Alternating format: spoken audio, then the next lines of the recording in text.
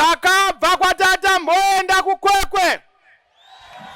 Taenda mbedroom mamukoma wangu ndobva ndanoona haiwa yelo kupera mbedroom mashi dzemukoma yelo nekitsi dzemukoma yelo.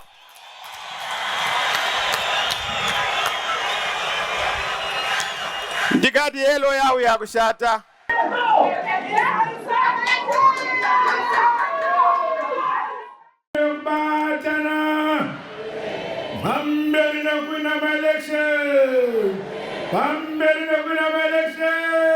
I've done my duty as a citizen of the country to decide who should be president of this country.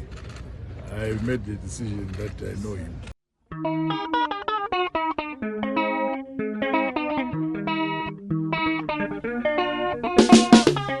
Zimbabwe's August 23 to 24 general elections were not immune to fake news as social media users fell victim to recycled pictures, videos purported to have been events which happened during the run-up and post the elections.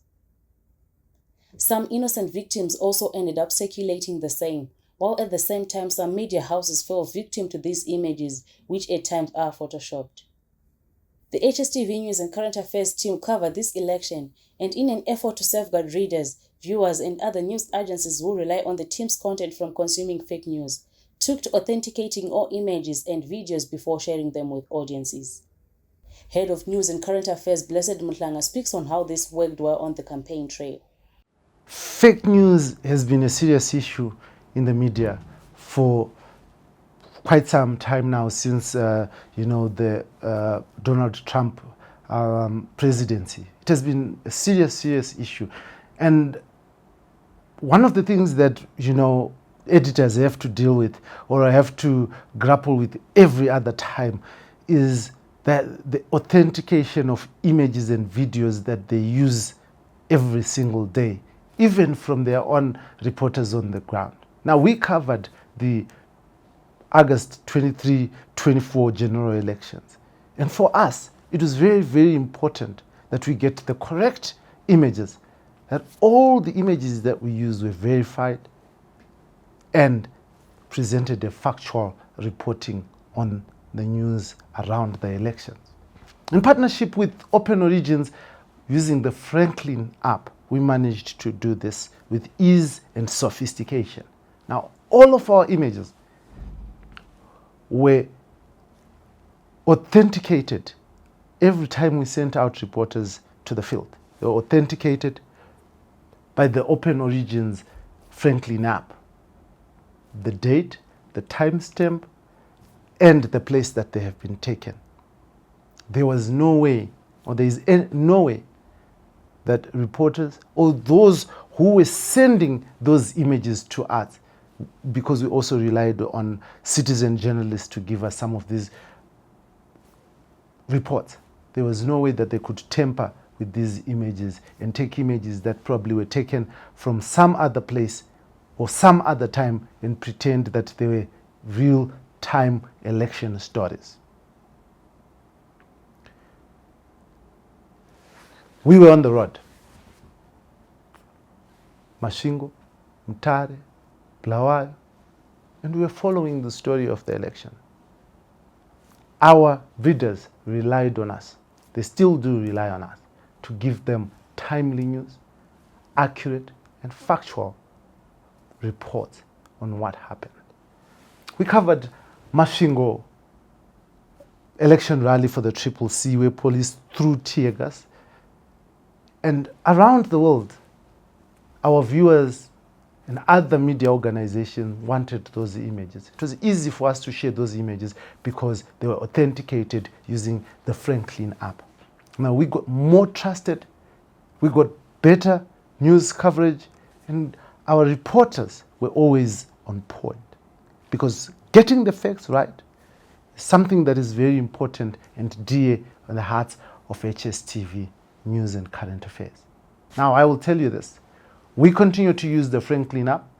We continue to authenticate all the images that we use on our platforms. And those that share with us, citizen journalists, we require them to bring the Open Origins Franklin authenticated stamp on our images and videos. It's very, very important for us. Now, you remember the story of, during this election, the story of a person who died whilst casting their vote. We were there. We had stamped pictures, stamped images. Now, just as that happened, the police denied that this ever happened. Because we used the Franklin app, we had pictures, we had videos that could be certified and authenticated. We followed the story until when the person who had died was actually buried. And we did a very wonderful investigative piece because of that Frank Origins app. So I can tell you, from the proclamation of the election to the voting day, to the inauguration, and post-elections, we used and we still use Franklin from Open Origins to authenticate our videos and pictures. Because for us, factual news is at the center of our hearts. Journalism over the past decade has shifted from the legacy media to breaking news on social media platforms. News is now fast-paced as journalists now compete with citizens to break news. During the just-ended election, as the HSTV team covered rallies, there was need to provide live updates as it happened. There was no better way to do this than just share authenticated images. Team leader Gaddafi Walls shares experience on the campaign trail. With the migration from traditional media to digital media, Frankly App has helped us in providing live updates to people, with the advent also of citizen journalism. So with the coming of the Frankly App, it would capacitate us to prove that we are where we are saying we are. Then to also show that we can be trusted as a media organization, then we differ from citizen journalism. With the coming of citizen journalism, anyone can just post anything without even being where they are saying they are.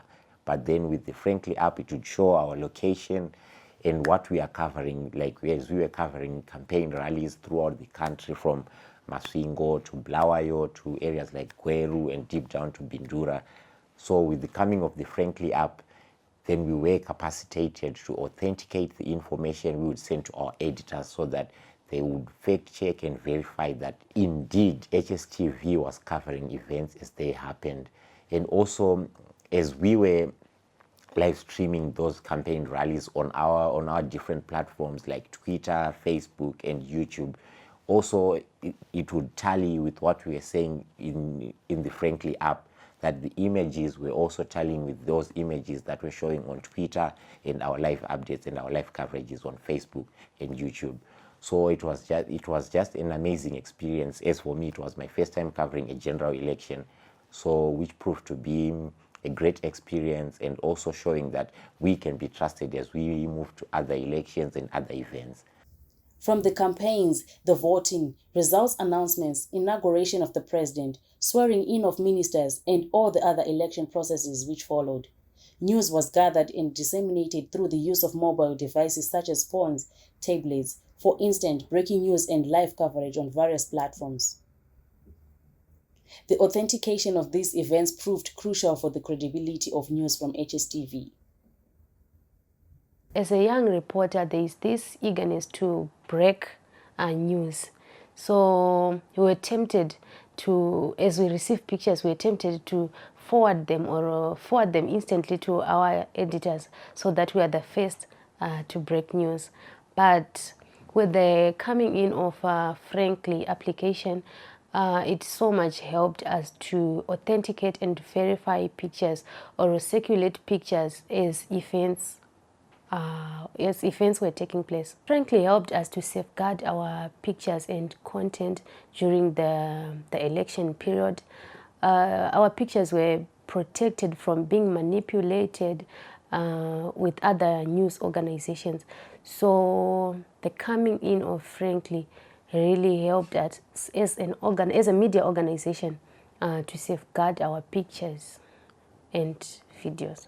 The 2023 August election was my first election to cover as a journalist, as I am a recently graduating student from a local university. One of crucial things in covering election is credibility and truthfulness, because you will be holding a lot of information to inform the public. Therefore, Frankly application helped us in during the election and post the election in order to authenticate our information we were disseminating as a news distribution company. Frankly, have a number of features which include the 3D view, which allows one to check if the pictures were really taken as events were happening. So basically, if you receive a picture from another colleagues and forward it to the editor could authenticate if you were the one who would have taken the picture or it was a forwarded picture. So it helped us to stick to the rules of journalists to always report what you see and factual. Right. So I think there's two main benefits. One is the expansion of the people whose voices get heard, and the second is the ease with which you can ingest media. So on the first point, right now, if you wanted to source material from places where you don't have some sort of interpersonal or interorganizational trust, you would struggle. You would struggle to get footage just because you don't trust the person sending the footage, and therefore you don't know what they've done with that footage.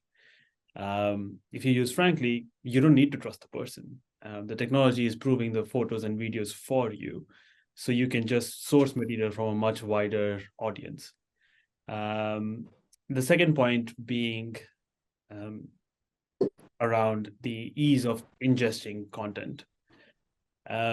Right now, if you work for a news organization that gets UGC, gets content from a bunch of different sources, your editors have to make a judgment call with every piece of content. They have to make a judgment call to know whether you trust this person, to know whether this photo has been tampered with, to know whether this photo has been reused, to know whether this photo was actually taken where they say it was taken.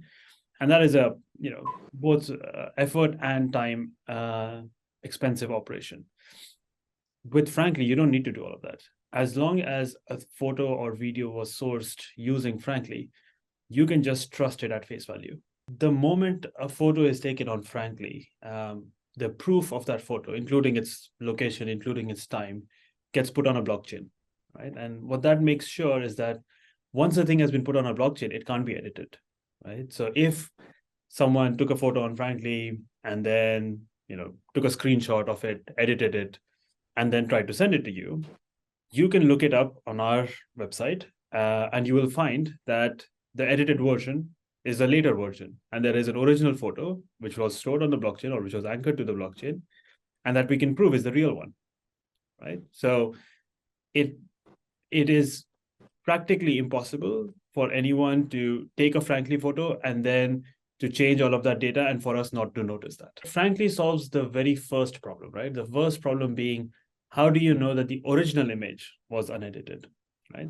Then there is the second problem of transmission, right? You've sent it via something that is not Frankly. You've sent it via something that is not Open Origins. You've sent it on Facebook. You've sent it on Instagram. For that, we have two answers, right? One answer is we've created a browser extension. So on your Chrome browser, you can download the extension and it will automatically look up all the images that you see, right? And if it finds a match, it will give it a tick. If it doesn't find a match, it will give it a cross, right? So it's an automated tool that will do the lookup for you. The other answer is that we're working quite hard to integrate with other platforms, right? So currently we're working with news organizations to integrate it onto their websites. But over time, we do want to expand to social media platforms as well, so that when someone shares a photo or video on a social media platform, the social media platform itself is going to go and check on our blockchain and make sure that this is the real image, so that you don't have to download the plugin. The platform will do it. First point about fake news is that a lot of fake news doesn't have fake photos or videos, right? It's just fake text. And we can't make any claims about text. We don't make any guarantees about text. But we do see an increase in fake videos and photos generated using AI or generated using deep fakes. Last week, there was a huge controversy in India where an actress's video was deep faked to make her say things that she had never said. And these kinds of more sophisticated fake news attacks are happening more and more. Frankly, is the solution for that, right? It is not the solution for the fake text, but it is the solution for fake photos and videos. The UK, where we have been working with news organizations now for a while now, so there is a lot of uptake on this side.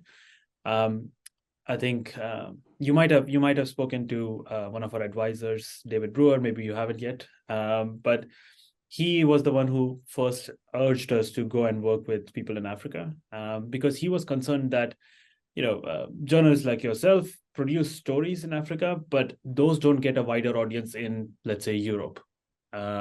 Partially because there isn't an inter-organizational trust, and partially because news organizations in Europe think that there is a liability with publishing fake news, right? So they want really high guarantees before they trust a piece of content or a story before they will broadcast it. I think Frankly has a real shot at reducing that barrier, right? If you can show that all of the footage that you're using in your story is provably true, then it makes it much easier for an editor on this side to be like, yeah, okay, this person has proven to me that the photos and videos are true. Then it's just a matter of us looking at the narrative. I don't have to go and do due diligence on the photos and videos anymore, right? And so I hope that with broader adoption of Frankly, we will see more stories coming out of Africa, coming out of Asia. I'm from India, being spread more widely across the West. The Open Origins Frankly app was instrumental in making it easy for editors back in the newsroom to trust footage which ended up on their desks and use it with absolute certainty.